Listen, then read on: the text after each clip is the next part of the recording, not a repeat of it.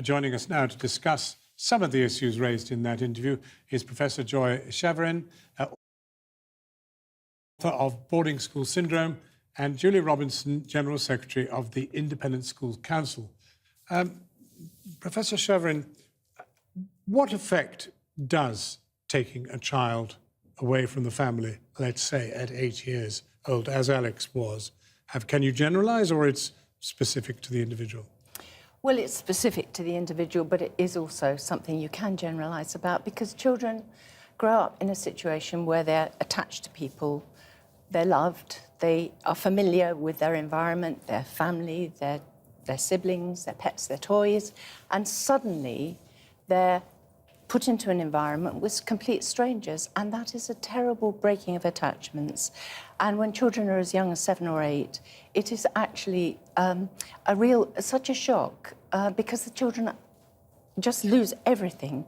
So children like that are exiled. I say they're exiled from their family, and they're also bereaved because But they also have surely a new attachment, which is training, perhaps, for empire. I mean, for attachment to the big business, to Parliament, or wherever else it is. I mean, surely, having lost the family, then attach themselves to the institution, and thereafter attach themselves to all sorts of other institutions in which they do very well. Well, they do, and they run the country, but basically they're a group of bereaved people who've lost... Our country is run by bereaved people? I think so. Traumatised children, a lot of them, because they lost everything at such an early age.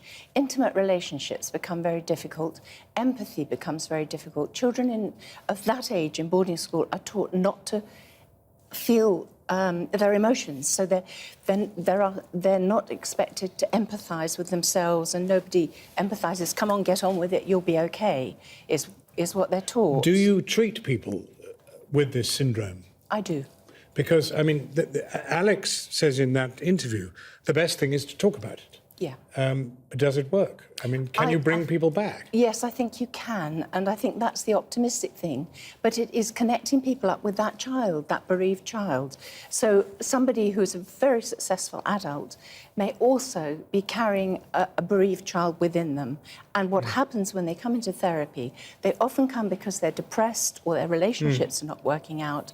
And often intimate relationships. Just very briefly, difficult. I mean, sometimes the parent is bereaved too. I know my mother was bereaved. Absolutely. When I went, she would cry every time we left the station. And I think if mothers pay attention to how they feel, they'll understand how their children feel. It's a different question, really, to you, because, Julie, I'm just wondering, now there are weekend breaks, there are all sorts of ways in which you try to keep the family involved. Yes, this portrayal of these schools bears no resemblance to the modern-day school. These are really happy places now where children are listened to, and an awful lot has happened over the last 40 years to ensure that children have a voice, to ensure that staff are properly checked before they arrive. We've been working with agencies such as Childline and child protection agencies, with local children's services, and schools do all they possibly can to put the well-being and welfare of children at the very top. But if we listen to Joy Schaverien, what she's saying is the problem is, of course, they've lost their families.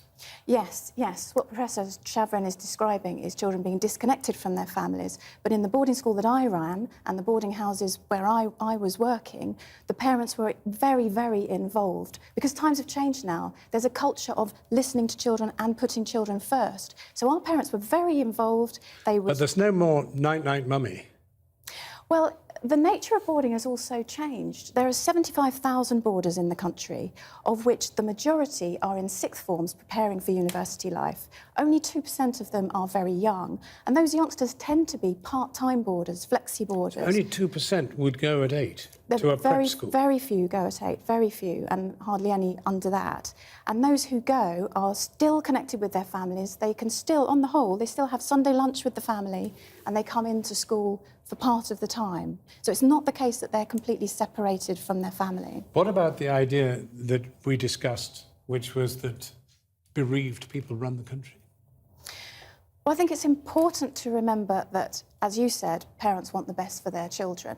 So we've got a generation of people now who, many of them are still sending their children to the best school they can.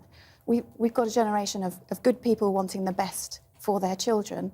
These very same people are supporting the modern way of providing childcare and providing education, which is a focus on welfare and well-being, lots of soft skills, lots of communication skills. So if it is the case that these awful past experiences have affected them, they are in a position now to put that right by ensuring that all the right policies are followed now. Briefly, do you detect that the public school system is understanding some of the damage? I think it's understanding some of the damage, but you cannot look after children when they are alone at night. Bullying still takes place, and it depends on the adults that are there and the other children that they're exposed to. Professor Schaverien, alas, that's where we must leave it. And thank you very much, Julia Robinson, too. Thank you both.